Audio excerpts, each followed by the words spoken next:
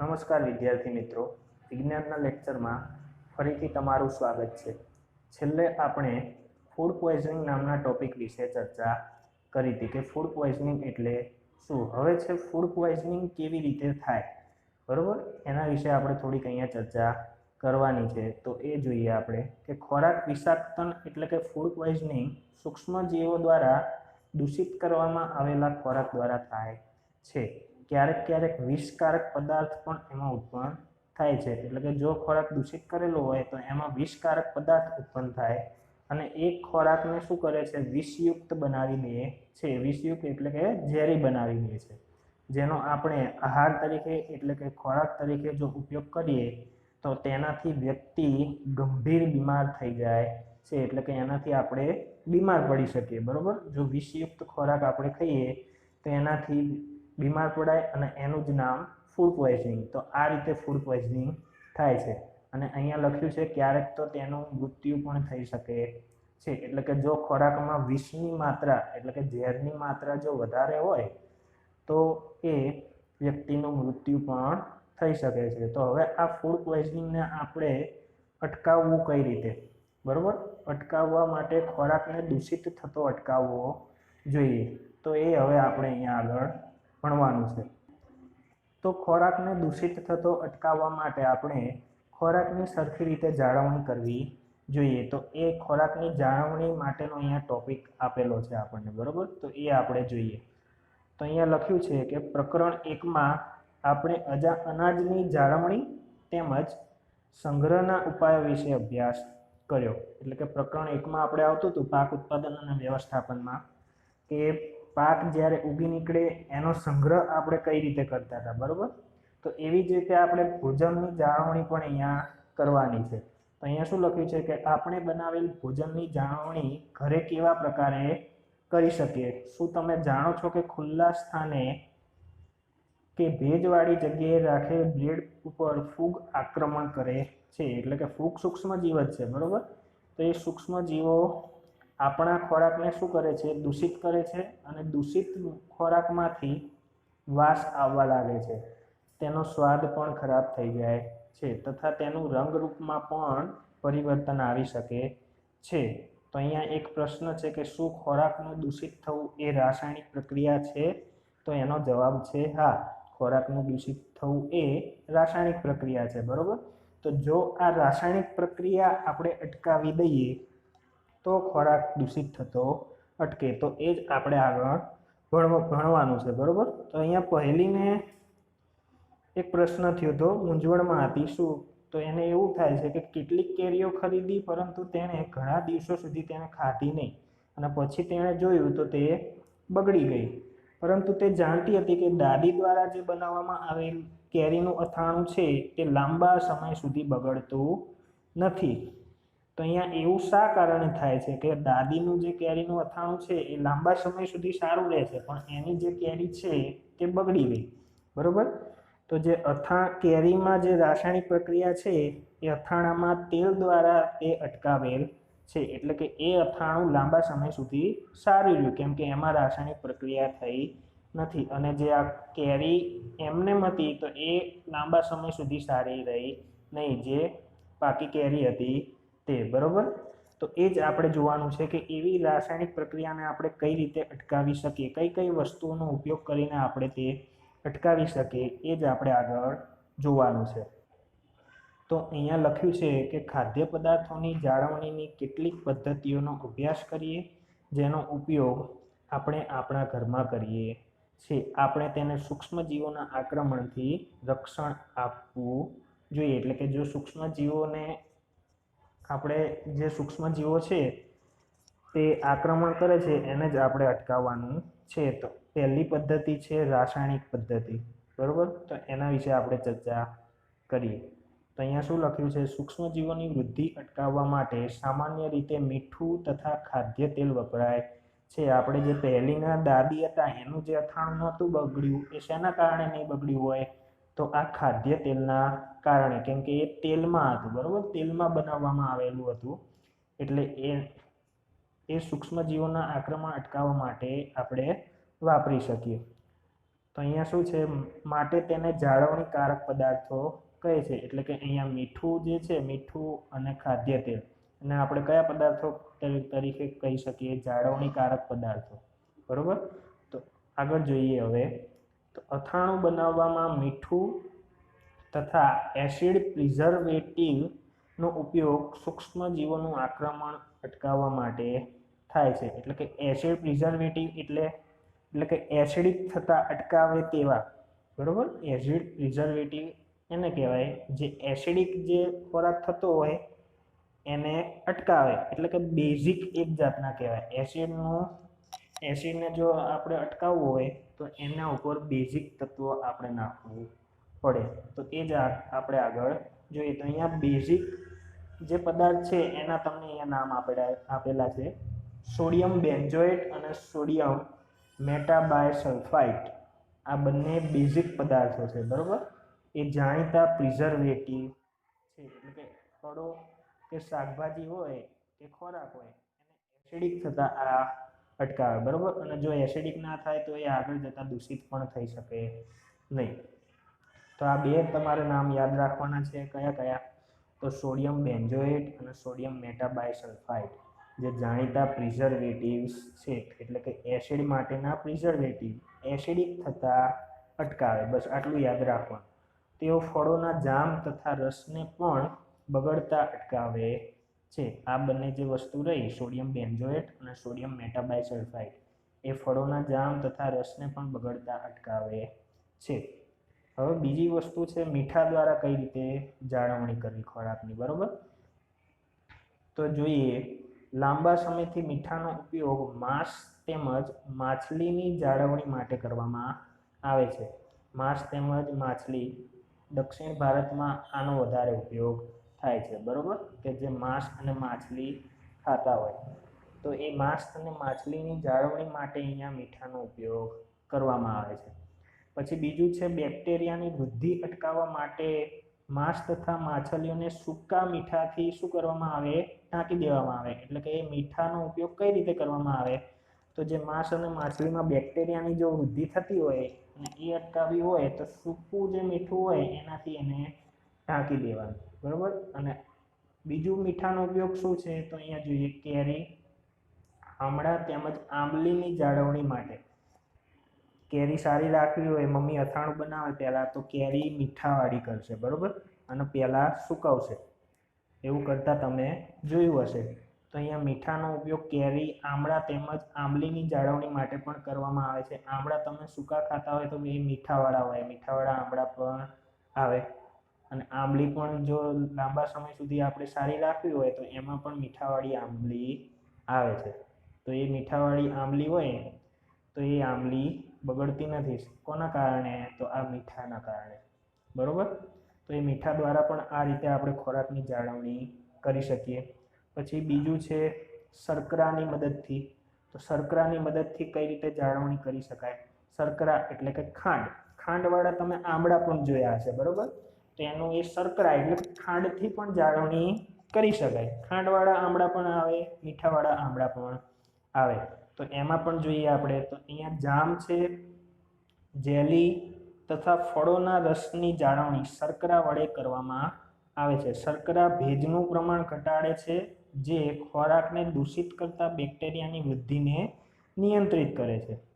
બરોબર. મીઠું પણ નિયંત્રિત કરે છે શર્કરા, એટલે કે ખાંડ પણ નિયંત્રિત કરે છે.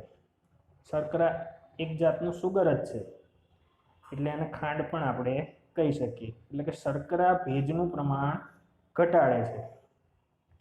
હવે બીજા કયા પદાર્થ વડે આપણે જાળવણી કરી શકીએ? તો તેલ તેમજ વિનેગર દ્વારા. તેલ અને વિનેગરનો ઉપયોગ અથાણાને બગડતા અટકાવવા માટે કરવામાં આવે છે. કારણ કે બેક્ટેરિયા તેની હાજરીમાં જ મૃત્યુ પામે. બેક્ટેરિયા હોય એ તેલમાં અને વિનેગરમાં જીવિત રહી શકે નહીં. એટલે મોટાભાગના અથાણા જે છે એ તેલમાં જ હોય એટલે એને લાંબા સમય સુધી સારા રહે. બરોબર. કેમ કે તેલમાં જો ડૂબેલું હોય કેરી તો એમાં બેક્ટેરિયાનું પ્રમાણ એટલે કે બેક્ટેરિયા જીવી શકે નહીં. એટલે અથાણું બગડતું નથી. તો હવે પહેલીને પ્રશ્નનો જવાબ મળી ગયો હશે કે અથાણું કેમ બગડતું નથી. બરોબર. તો એમાં શું છે, આ જ પદાર્થનો ઉપયોગ કરવામાં આવેલ છે એના હિસાબે. હવે છે શાકભાજી, ફળ, માછલી તથા માંસની જાળવણી પણ આ પદ્ધતિથી કરવામાં આવે છે. અમુક વખત શાકભાજી, ફળ, માછલી તથા માંસની જાળવણી પણ આ તેલ તેમજ વિનેગર, આ જે શાકભાજી છે એ વિનેગરમાં રાખેલા હોય. વિનેગર, ફળ છે, માછલી છે, માંસ, આ બધું તેલ તેમજ વિનેગર દ્વારા પણ જાળવણી કરવામાં આવે છે. હવે આગળ જોઈએ તો ગરમી તેમજ ઠંડીથી સારવાર કઈ રીતે આપી શકાય. એટલે ગરમી પણ એક જાતની, ગરમી જો વધારે ગરમ હોય તો પણ સૂક્ષ્મજીવો નષ્ટ થઈ શકે છે. તેનું મુખ્ય જો ઉદાહરણ આપણે જોઈએ તો તમારી મમ્મી છે દૂધ ગરમ કરતા તમે જોયા હશે એમને, બરોબર. દૂધ તો એ દૂધ ગરમ કરે એટલે એમાં જો બેક્ટેરિયા કે નામાં સૂક્ષ્મજીવો હોય તો એ શું થઈ જાય, નષ્ટ થઈ જાય, બરોબર. આપણે ગરમ કરીએ દૂધને તો એમાં જે બેક્ટેરિયા રહેલા હોય એ નષ્ટ થઈ જાય. એટલે તમે ક્યારેક સાંભળ્યું હશે કે દૂધ જો પીવું હોય તો ગરમ કરીને પીવું જોઈએ, એમને બહારથી લાવીને પીવાય નહીં. તો એ દૂધને આપણે ગરમ કરીને પીવું જોઈએ. એનું મુખ્ય કારણ આ કે એમાં બેક્ટેરિયા જેવા સૂક્ષ્મજીવો હોય, જો આપણે ગરમ કરીએ તો એ નષ્ટ થઈ જાય, બરાબર, અને ફૂડ પોઈઝનિંગનું જોખમ ઘટી જાય. તો હવે આગળ જોઈએ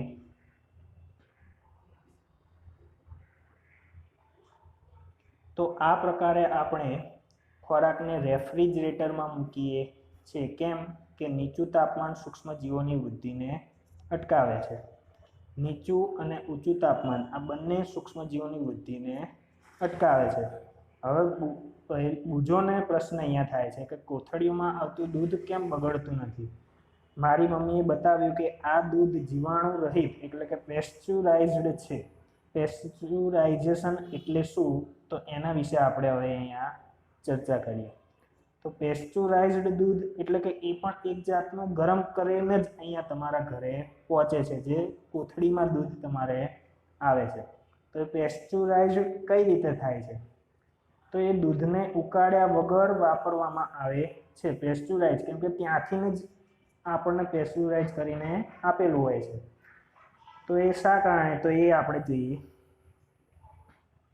તો પેસ્ચ્યુરાઇઝ જે દૂધ છે એ સૂક્ષ્મજીવો રહિત હોય છે. તેના માટે દૂધને 70°C તાપમાને 15 થી 30 સેકન્ડ માટે ગરમ કરવામાં આવે છે અને પછી તરત જ ઠંડુ કરીને તેનો સંગ્રહ કરી દેવામાં આવે છે. એટલે કે એકદમ 70°C તાપમાને ગરમ કરવાનું અને તરત જ ઠંડુ કરી દેવાનું, બરાબર. અને આ રીત એટલે પેસ્ચ્યુરાઇઝેશન કહેવાય. તો આવું કરવાથી સૂક્ષ્મજીવોની વૃદ્ધિ અટકી જાય છે. અને આ પ્રક્રિયાની શોધ કોણે કરી હતી, તો લુઈ પાસ્ચર નામના વૈજ્ઞાનિકે કરી હતી. અને એના નામ પરથી જ અહીંયા શું નામ આપ્યું આ પ્રક્રિયાનું, તો પેસ્ચ્યુરાઇઝેશન, બરાબર. તો પેસ્ચ્યુરાઇઝેશન એટલે શું એવો પ્રશ્ન પૂછાય તો તમારે આ ટોપિક લખવાનો થાય. અહીંયા ક્યાંથી ચાલુ કરવું પડે, તો અહીંથી ચાલુ કરવું પડે. અહીંથી તે અહીંયા સુધી લખવું પડે, બરાબર. કે દૂધને 70°C તાપમાને 15 થી 30 સેકન્ડ માટે ગરમ કરવામાં આવે છે અને પછી તરત જ ઠંડુ કરીને તેનો સંગ્રહ કરવામાં આવે છે. આ પ્રક્રિયાને પેસ્ચ્યુરાઇઝેશન કહે છે. અહીંયા આ વસ્તુ તમે ના લખો તો ચાલે કે સૂક્ષ્મજીવોની વૃદ્ધિ અટકી જાય છે. ખાલી પેસ્ચ્યુરાઇઝેશન એટલે શું, તો આટલું લખવાનું અને એના પછી લખી દેવાનું કે આ પ્રક્રિયાને પેસ્ચ્યુરાઇઝેશન કહે છે, બરાબર. ચલો હવે આગળ જોઈએ. હવે છે સંગ્રહ અને પેકિંગ. તો એમાં એક ફકરો આપેલો છે કે આજકાલ સૂકો મેવો તથા શાકભાજીને પણ હવાચુસ્ત બંધ પેકેટમાં વહેંચવામાં આવે છે, જેનાથી સૂક્ષ્મજીવોથી સુરક્ષા પ્રાપ્ત થાય. જો હવાચુસ્ત બંધ આપણે પેકિંગ કરી દઈએ તો એમાં સૂક્ષ્મજીવો હુમલો કરી શકે નહીં. અમુક જે ફૂડના તમે પેકેટ જોયા હશે, બરાબર. વેફર્સ છે, બાલાજીના આવે છે, રિયલના સેવ મમરાના પેકેટ જે આવે એમાં પણ હવાચુસ્ત પેકિંગ કરેલું હોય અને એમાં એક કેમિકલ પણ નાખેલો હોય કે જેનાથી એ લાંબા સમય સુધી સારા રહી શકે, બરાબર. અને એમાં પાછળ પણ પેકિંગમાં તમારે જોવું હોય તો લખેલું હશે કે 6 months એટલે કે 6 મહિના સુધી સારા રહી શકે. જ્યારથી પેકિંગ કરેલું હોય ત્યારથી 6 મહિના સુધી એ સારા રહી શકે. અને એ પણ તમે પેકિંગ જોયેલા હોય તો ફૂલેલા હોય, બરાબર. તો એ ફૂલેલા શા કારણ? તો એમાં એવો એક વાયુ ભરવામાં આવે જે સલ્ફરનું સોલ્યુશન હોય, સલ્ફરનું જ સંયોજન હોય, બરાબર. તો એ એવું વાયુ ભરવામાં આવેલો હોય. તો એ વાયુ શું કરે, એ જે ફૂડ હોય અંદર જે પેકિંગ કરેલું એ લાંબા સમય સુધી એનાથી રક્ષણ પ્રાપ્ત કરે, સૂક્ષ્મજીવોથી રક્ષણ આપે એને, બરાબર. એમને એ પેકેટ ફૂલેલા હોતા નથી. એમાં એક પ્રકારનો વાયુ જ હોય છે જે આ ફૂડની જાળવણી માટે વાપરવામાં આવે છે. હવે જોઈએ નાઇટ્રોજન સ્થાપન. તો આ નાઇટ્રોજન સ્થાપનથી લઈને નાઇટ્રોજન ચક્ર આપણે જોવાનું છે. તો પહેલાં નાઇટ્રોજનનું સ્થાપન તમે ધોરણ 6 અને 7માં શીખી ગયેલા છો. એ જ વસ્તુ અહીંયા આપેલી છે. શું છે કે સિમ્બિસ કુળની વનસ્પતિમાં નાઇટ્રોજન સ્થાપનમાં મદદ કરે છે. જે રાઇઝોબિયમ નામના બેક્ટેરિયા છે એ સિમ્બી કુળની વનસ્પતિમાં નાઇટ્રોજન સ્થાપનમાં મદદ કરે. હવે રાઇઝોબિયમ સિમ્બી કુળની વનસ્પતિની મૂળ ગંડિકાઓમાં વસવાટ કરતા હોય, જેમ કે વાલવટાણા, કે જેની સાથે સહજીવી સંબંધ ધરાવે છે. વાલવટાણા એટલે કે મેં કીધું હતું નાઇટ્રોજન મોટાભાગે કઠોળની જે વનસ્પતિ હોય એમાં જ કઠોળની વનસ્પતિને વિકાસ થવા માટે નાઇટ્રોજન નામનું તત્વ આવશ્યક છે. એટલે અહીંયા જો કઠોળના નામ આવેલા છે, વાલ અને વટાણા, કે જેની સાથે સહજીવી સંબંધ ધરાવે છે. સહજીવી એટલે એકબીજા ઉપર આધાર રાખે, બરોબર. સહજીવી સંબંધ એને કહેવાય. તો ક્યારેક વીજળીના ચમકારા દ્વારા પણ વાતાવરણીય નાઇટ્રોજનનું સ્થાપન થાય છે. આ વસ્તુ તમારે આગળ અત્યારે હમણાં જ નાઇટ્રોજન ચક્ર જ્યારે સ્ટાર્ટ કરીએ એમાં જ આ આવશે, બરાબર. કે વીજળીના ચમકારા દ્વારા વાતાવરણીય જે નાઇટ્રોજન છે એ નાઇટ્રોજનના ઓક્સાઇડ બને અને એ ઓક્સાઇડ પાણીમાં દ્રાવ્ય થઈને એટલે કે વરસાદના પાણીમાં દ્રાવ્ય થઈને જમીન ઉપર આવે છે, બરાબર. અને જમીનમાં એનું સ્થાપન થાય છે. તો એ આપણે આગળ નાઇટ્રોજન ચક્રમાં હવે જોવાનું છે. હવે નાઇટ્રોજનની માત્રા વાતાવરણમાં સ્થિર રહે છે. તમને આશ્ચર્ય થશે કે આવું કઈ રીતે સંભવ છે. તો હવે જ એ નાઇટ્રોજન ચક્રમાં આપણે શીખવાનું છે. એક આખું જ નાઇટ્રોજનનું ચક્ર છે, બરાબર. કે નાઇટ્રોજન કેવી રીતે બને છે અને પાછો વાતાવરણમાં પણ જાય છે. એટલે એક જાતની એ માત્રા એની શું જળવાઈ રહે છે, બરાબર. તો એ આપણે હવે જોઈએ. અહીંયા તમને સિમ્બિકોની વનસ્પતિના મૂળ બતાવવામાં આવેલ છે. તો એ વનસ્પતિમાં જે આ તમે ડોટ જોઈ શકો છો, બરાબર. આ બધા જે ડોટ જોઈ શકો છો અહીંયા, તો એક શું છે, બેક્ટેરિયા છે, બરાબર. એ મૂળ ગંડિકાઓમાં હોય. હવે જોઈએ નાઇટ્રોજન ચક્ર. તો નાઇટ્રોજન ચક્ર હું તમને સિમ્પલ ભાષામાં આકૃતિ પરથી સમજાવીશ, બરાબર, પહેલાં. અને પછી અહીંયા જે વર્ણન ચોપડીમાં આપેલું છે એ જોશું. જો હું અહીંયા આકૃતિ પરથી તમને સમજાવી દઉં પછી જ આ તમને ખબર પડશે. તો એ પહેલાં જોઈ લઈએ. તો નાઇટ્રોજન ચક્ર સમજાવો એમ પ્રશ્ન પૂછાય તો પહેલાં તમને આ આકૃતિ આવડવી જોઈએ, ફરજિયાત. જો આકૃતિ આવડે તો એના પરથી પણ તમે મુદ્દા લખી શકો. અને હું જ્યારે સ્વાધ્યાયની પીડીએફ આપું એમાં પણ આ નાઇટ્રોજન ચક્રનો પ્રશ્ન હશે જે સરળ ભાષામાં તમને લખીને આપી દઈશ, બરાબર. તો પહેલાં એ સમજી લઈએ કે નાઇટ્રોજન ચક્ર સરળ ભાષામાં પહેલાં સમજી લઈએ. તો અહીંયા વાતાવરણમાં નાઇટ્રોજન સૌપ્રથમ એનું પ્રમાણ કેટલું છે એ જોવું પડે. તો 78% પ્રમાણ છે નાઇટ્રોજનનું, બરાબર. કેટલું? 78%. આટલું પ્રમાણ છે. હવે આ નાઇટ્રોજન ભૂમિમાં અહીંયા કેટલી રીતે સ્થાપિત થાય એ આપણે જોવાનું છે. નાઇટ્રોજન ભૂમિમાં અહીંયા કેટલા માર્ગ દ્વારા સ્થાપિત થાય? તો સૌપ્રથમ અહીંયા જોઈએ જે તમે જાણો જ છો, બરાબર, કે રાઇઝોબિયમ નામના બેક્ટેરિયા અને નીલહરિત લીલ છે અહીંયા નામ આપેલા છે, નીલહરિત લીલના પણ નામ આપેલા છે અને બેક્ટેરિયાના પણ નામ આપેલા છે. એ તમારે આ પ્રશ્નમાં ના લખવો હોય તો કંઈ નહીં, ડાયરેક્ટ એમ લખી દેવાનું કે બેક્ટેરિયા અને નીલહરિત લીલ દ્વારા વાતાવરણીય નાઇટ્રોજનનું સ્થાપન જમીનમાં થાય છે. સૌપ્રથમ પહેલો મુદ્દો આ લખવો પડે, બરોબર. પણ જો 1 માર્ક્સમાં પૂછ્યું હોય કે કયા કયા નાઇટ્રોજન સ્થાપક છે એના નામ જણાવો, તો એ નીલહરિત લીલના પણ નામ અહીંયા આપેલા છે. હું આગળ તમને કહીશ કયા કયા છે, બરોબર. અને બેક્ટેરિયાના પણ છે. બેક્ટેરિયામાં એકનું તો તમે જાણો જ છો, રાઇઝોબિયમ. એ આ પ્રશ્નમાં જ્યારે મુદ્દાસર હોય એમાં ના લખો ચાલે, પણ 1 માર્ક્સમાં હોય તો એમાં લખવું પડે, બરોબર. તો સૌપ્રથમ મુદ્દો આ લખવાનો આવે, શું લખવાનો આવે કે સૌપ્રથમ નાઇટ્રોજન સ્થાપક બેક્ટેરિયા અને નીલહરિત લીલ દ્વારા વાતાવરણીય નાઇટ્રોજનનું સ્થાપન જમીનમાં થાય છે. આ મુદ્દો લખવો પડે. ત્યારબાદ શું છે તો આ બાજુ આવવું પડે.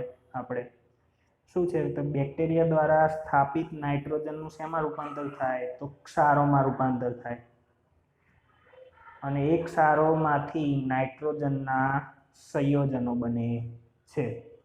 હવે બીજો કયો માર્ગ? બીજો પણ માર્ગ છે કે ભૂમિમાં નાઇટ્રોજનના સંયોજન કઈ રીતે બને છે, તો આ બીજો માર્ગ આ રહ્યો. તો એ લખવું પડે કે વીજળીના ચમકારા દ્વારા વાતાવરણીય નાઇટ્રોજનનું ઓક્સાઇડમાં રૂપાંતર થાય છે. એટલે કે નાઇટ્રોજનના ઓક્સાઇડ બને. નાઇટ્રોજનના ઓક્સાઇડ એટલે એક ઉદાહરણ આપું, NO2, બરોબર. NO2 તો આ નાઇટ્રોજનનો ઓક્સાઇડ કહેવાય, નાઇટ્રોજન ડાયોક્સાઇડ આને કહેવાય. એવા ઓક્સાઇડ બને છે, અને એ જે ઓક્સાઇડ છે એ વરસાદના પાણીમાં દ્રાવ્ય થઈને શેમાં આવે છે? ભૂમિમાં આવે છે. અને ભૂમિમાં નાઇટ્રોજનના શું બનાવે છે? સંયોજનો બનાવે છે, બરોબર. તો આ 2 માર્ગ થયા. હવે આ નાઇટ્રોજનના જે સંયોજનો છે એ કોણ ઉપયોગમાં લે? તો આ વનસ્પતિ. શેના માટે? તો એ વનસ્પતિ પોતાનો ખોરાક બનાવવામાં ઉપયોગ લે, અને એ ખોરાકથી શું બને? પ્રોટીન બને. અને નાઇટ્રોજન જે છે એ પ્રોટીન છે એ પણ એક નાઇટ્રોજનનું જ સંયોજન છે, બરોબર. અને એ પ્રોટીનનો ઉપયોગ કોણ કરે? પ્રાણીઓ, વનસ્પતિ ખાઈને કરે. એટલે એક ચક્ર બની ગયું. આ નાઇટ્રોજનના સંયોજનોનો ઉપયોગ કોણ કરશે? વનસ્પતિ. અને એ વનસ્પતિનો ખોરાક તરીકે કોણ ઉપયોગ કરે છે? આ પ્રાણીઓ. અને એ પ્રાણીઓ જ્યારે મૃત્યુ પામે એટલે કે મૃતદેહ અને એના ઉત્સર્જન દ્વારા નાઇટ્રોજનનો જે કચરો છે એ ફરીથી પાછો ક્યાં આવશે? અહીંયા આવશે, એટલે કે જમીનમાં. અને એ જમીનમાં શું પાછા બનાવશે? નાઇટ્રોજનના સંયોજનો. અને એ જે જમીનમાં કચરો ઉભો થયો એનો પહેલાં શું થાય? વિઘટન થાય બેક્ટેરિયા દ્વારા. અને બેક્ટેરિયા દ્વારા વિઘટન થાય અને એ જ વસ્તુ પાછી નાઇટ્રોજનના સંયોજનોમાં પરિવર્તન થાય, અને એ ફરીથી. એટલે કે આ એક આખું અહીંયા ચક્ર થઈ ગયું. આ પણ ચાલતું રહે અહીંયા. બીજું, નાઇટ્રોજનના સંયોજનો જ્યારે જમીનમાં હોય એમાં અમુક વિશિષ્ટ બેક્ટેરિયા દ્વારા અહીંયા નાઇટ્રોજન યુક્ત સંયોજનમાંથી નાઇટ્રોજન વાયુમાં ફેરવાય, વિશિષ્ટ બેક્ટેરિયા દ્વારા.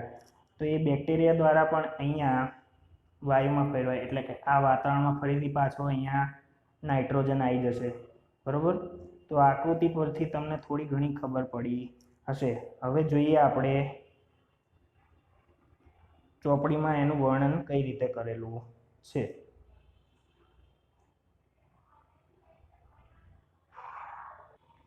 તો સૌ પ્રથમ તો એની ટકાવારી જ આપેલી છે, બરોબર. કે આપણા વાતાવરણમાં 78% નાઇટ્રોજન વાયુ છે, અને નાઇટ્રોજન બધા સજીવો માટે આવશ્યક ઘટક છે. અને નાઇટ્રોજનના સંયોજનોના નામ પણ અહીંયા આપેલા છે. પ્રોટીન તરીકે એમાં પ્રોટીનમાં પણ નાઇટ્રોજન હોય, ક્લોરોફિલ, ન્યુક્લિક એસિડ, નાઇટ્રોજનના બધા સંયોજનો છે. અને વિટામિન્સમાં પણ હાજર હોય છે. તો હવે આગળ આપણે જોઈએ વનસ્પતિઓ તથા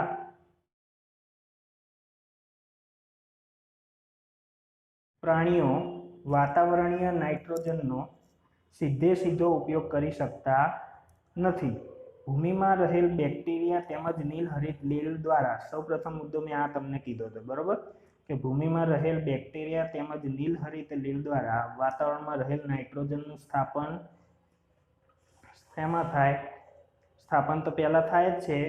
એનું સ્થાપન કરીને યોગ્ય નાઇટ્રોજન ક્ષારોમાં રૂપાંતરણ કરે છે અને જ્યારે આવા નાઇટ્રોજન ક્ષારોમાં રૂપાંતર થઈ જાય ત્યારબાદ વનસ્પતિ તેનો ઉપયોગ કરે અને વનસ્પતિ તેનો ઉપયોગ મૂળમાંથી મૂળતંત્ર દ્વારા કરે છે. મૂળતંત્ર જે હોય મૂળનું એના દ્વારા શોષણ થાય છે. આ તો તમે જાણો છો કે વનસ્પતિ દ્વારા એ નાઇટ્રોજનના પોષક દ્રવ્યો ઉપયોગમાં લેવાય છે. બરોબર.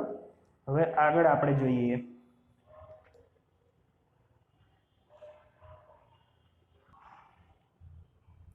ત્યારબાદ શોષાયેલ જે નાઇટ્રોજન છે વનસ્પતિ દ્વારા તેનો ઉપયોગ વનસ્પતિ શું કરે, પ્રોટીન તેમજ અન્ય સંયોજનોના સંશ્લેષણ માટે કરે અને આ પ્રોટીન અને અન્ય સંયોજનોનો ઉપયોગ કોણ કરે, ખોરાક દ્વારા, તો એ પ્રાણીઓ આગળ કરશે. બરોબર. તો વનસ્પતિઓ પર જે આધાર રાખતા પ્રાણીઓ તેમાંથી શું કરે, પ્રોટીન તેમજ અન્ય નાઇટ્રોજન સંયોજનો પ્રાપ્ત કરે છે. હવે આગળ જોઈએ તો શું છે કે વનસ્પતિઓ અને પ્રાણીઓનું મૃત્યુ થાય ત્યારબાદ ભૂમિમાં જે હાજર બેક્ટેરિયા તેમજ ફૂગ નાઇટ્રોજન ઉત્સર્ગ દ્રવ્યોને નાઇટ્રોજનના સંયોજનોમાં પરિવર્તિત કરે. એટલે કે એના મૃતદેહ જે જમીનમાં હોય એ મૃતદેહનું વિઘટન કરે. બરોબર. અને એને જમીનમાં નાઇટ્રોજનના સંયોજનોમાં પરિવર્તિત કરે છે. કોણ? તો આ બેક્ટેરિયા અને ફૂગ. અહીંયા તમે બેક્ટેરિયા અને ફૂગ ના લખો તો કંઈ નહીં, વિશિષ્ટ સૂક્ષ્મજીવો એવું લખી દો ને તો પણ ચાલે. બરોબર. કે ભૂમિમાં હાજર વિશિષ્ટ સૂક્ષ્મજીવો એ આ પ્રાણીઓના ઉત્સર્ગ દ્રવ્યો અને મૃતદેહને નાઇટ્રોજનના સંયોજનોમાં પરિવર્તિત કરે છે. આવું લખો તો પણ ચાલે. એના પછી શું છે તો જે વનસ્પતિ દ્વારા ફરીથી પાછા ઉપયોગમાં લેવાઈ જાય. એટલે એક ચક્ર આખું પૂર્ણ થતું હતું, મેં બતાવ્યું હતું આકૃતિમાં. બરોબર. હવે શું છે એના પછી એ તો ચક્ર પૂર્ણ થઈ ગયું, પણ જે નાઇટ્રોજનના સંયોજનો છે જમીનમાં એ સંયોજનને નાઇટ્રોજન વાયુમાં પણ ફેરવે છે. કોણ? વિશિષ્ટ બેક્ટેરિયા. જે અમુક વિશિષ્ટ બેક્ટેરિયા જમીનમાં છે એ નાઇટ્રોજન યુક્ત સંયોજનોને નાઇટ્રોજન વાયુમાં પણ ફેરવે છે અને એ શું થાય છે, વાતાવરણમાં જતો રહે છે. એટલે એક આખું ચક્ર પૂર્ણ થઈ જાય અને ફરીથી પાછો વાતાવરણમાં જે રહેલો નાઇટ્રોજન છે એ વીજળી દ્વારા પાછો ક્યાં આવે, જમીનમાં આવે. બરોબર. એ પણ તમને કીધું હતું. અને બીજો પણ માર્ગ હતો કે કેટલાક બેક્ટેરિયા છે એ પાછા નાઇટ્રોજન વાયુને જમીનમાં સ્થાપન પણ કરે છે. એટલે કે બેક્ટેરિયાના અહીંયા બે કામ છે, નાઇટ્રોજન વાયુને જમીનમાં સ્થાપન પણ કરે છે અને અમુક જે બીજા બેક્ટેરિયા છે એ જમીનમાં સ્થાપિત જે નાઇટ્રોજનના સંયોજનો છે એ નાઇટ્રોજન વાયુમાં એને રૂપાંતરિત પણ કરે છે. બરોબર. તો આ સરળ નાઇટ્રોજન ચક્ર છે. બસ ખાલી એક આ આકૃતિ તમને આવડે તો બધું જ આવડે. ફરીથી ટૂંકમાં આપણે અહીંયા જોઈ લઈએ. સૌપ્રથમ ટોપિક ક્યાંથી ચાલુ કરવાનો થાય તો વાતાવરણમાં નાઇટ્રોજનની માત્રા અહીંયા પહેલાં લખવાની. પછી અહીંયા ભૂમિના નાઇટ્રોજનના સંયોજનો બનાવવા માટે બે માર્ગ છે. પહેલો માર્ગ જે તમને આવડે છે રાઇઝોબિયમ બેક્ટેરિયા દ્વારા. બરોબર. તો એ લખવાનું કે નાઇટ્રોજનનું જમીનમાં સ્થાપન થાય છે, ત્યારબાદ તેનું ક્ષારોમાં રૂપાંતર થાય છે અને ત્યારબાદ નાઇટ્રોજનના સંયોજનો બને છે. બીજો માર્ગ કયો? આ પહેલો માર્ગ અને આ બીજો. બરોબર. એ વીજળીના ચમકારા દ્વારા એના ઓક્સાઇડ બને અને એ ઓક્સાઇડ વરસાદમાં દ્રાવ્ય થઈને જમીનમાં આવે અને ભૂમિના નાઇટ્રોજનના સંયોજનો બનાવે. પછી ત્યારબાદ તે વનસ્પતિ દ્વારા અહીંયા ઉપયોગમાં લેવાય. પછી વનસ્પતિને ખોરાક તરીકે પ્રાણીઓ ઉપયોગ કરે છે અને પ્રાણીઓના મૃતદેહ અને ઉત્સર્ગ દ્રવ્યો દ્વારા નાઇટ્રોજનનો કચરો પેદા થાય અહીંયા અને એ કચરાને વિઘટન કરીને જે બેક્ટેરિયા અને ફૂગ છે એ મેં કીધું હતું એ ના લખવું એ તો વિશિષ્ટ સૂક્ષ્મજીવો દ્વારા એવું લખી દેવાનું. બરોબર. તો એ સૂક્ષ્મજીવો દ્વારા ફરીથી પાછા અહીંયા નાઇટ્રોજનના સંયોજનો બને. એટલે કે અહીંયા આ ચક્ર તો પૂર્ણ થાય છે. અને બીજું એક વધારાનો અહીંયા ટોપિક આપેલો છે કે જે આ નાઇટ્રોજનના સંયોજનો છે એ બેક્ટેરિયા દ્વારા નાઇટ્રોજન વાયુમાં પણ ફેરવાય છે. બરોબર. તો આ એક વસ્તુ અલગથી તમારે યાદ રાખવી પડે અને એ વાયુ વાતાવરણમાં અહીંયા પહોંચે. એટલે ફરીથી પાછું વાતાવરણમાંથી આ વીજળીના ચમકારા દ્વારા અહીંયા બેક્ટેરિયા દ્વારા ફરીથી જમીનમાં સ્થાપન થાય, એટલે એક જાતનું ચક્ર તૈયાર થાય. એનું અહીંયા નામ છે નાઇટ્રોજન ચક્ર. બરોબર, તો રહેશે યાદ? બસ ખાલી આ એક આકૃતિ તમારે યાદ રાખવાની છે. બીજા શબ્દો થોડાક આગા પાછા હોય તો ચાલે, બસ ખાલી આ આકૃતિ જો તમે સમજી લો કે કઈ રીતે ક્યાંથી ક્યાં શરૂ થાય છે અને ક્યાં નાઇટ્રોજન વાતાવરણમાં પહોંચે છે. બરોબર, વાતાવરણનો નાઇટ્રોજન જમીનમાં ક્યાં સ્થાપિત થાય છે, કયા બે માર્ગ દ્વારા, અને નાઇટ્રોજનના સંયોજનનો ઉપયોગ વનસ્પતિ અને પ્રાણીઓ દ્વારા કઈ રીતે થાય છે, અને અમુક બેક્ટેરિયા દ્વારા પણ અહીંથી વાતાવરણમાં પહોંચે છે નાઇટ્રોજન. બરોબર, તો આ ખાલી આકૃતિ જો તમને યાદ રહે તો તમને નાઇટ્રોજન ચક્રના મુદ્દા લખતા આવડશે. બરોબર,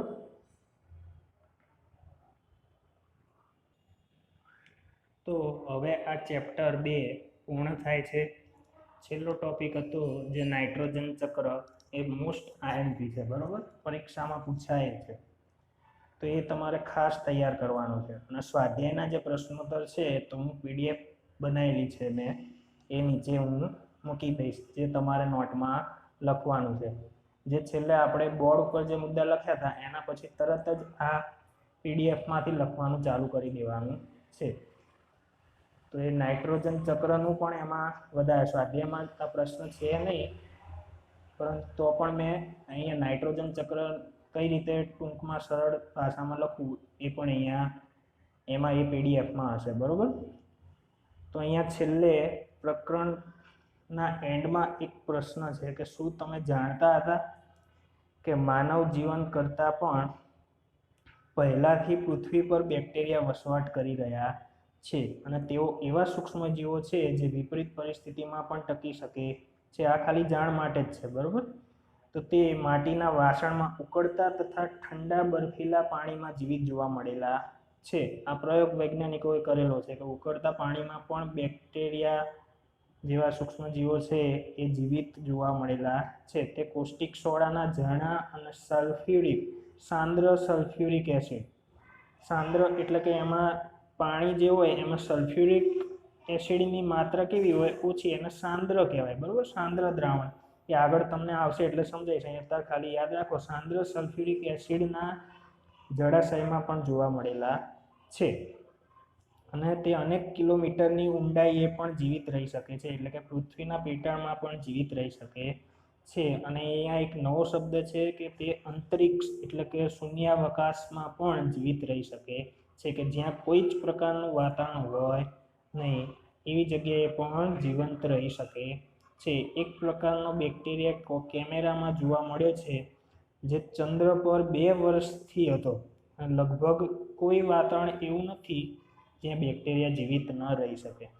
બરોબર, તો આ ખાલી જાણ માટે અહીંયા એક ટોપિક લીધેલો છે મેં, જે તમારે યાદ રાખવાનો છે નહીં. તો હવે આ ચેપ્ટર પૂર્ણ થાય છે. હવે આવતા લેક્ચરમાં ચેપ્ટર 3 વિશે આપણે અભ્યાસ કરીશું, અને આ ચેપ્ટર 2ના સ્વાધ્યાયની જે PDF છે એ હું આની નીચે મૂકી દઈશ, જે તમારે લખવાની રહેશે. નમસ્કાર.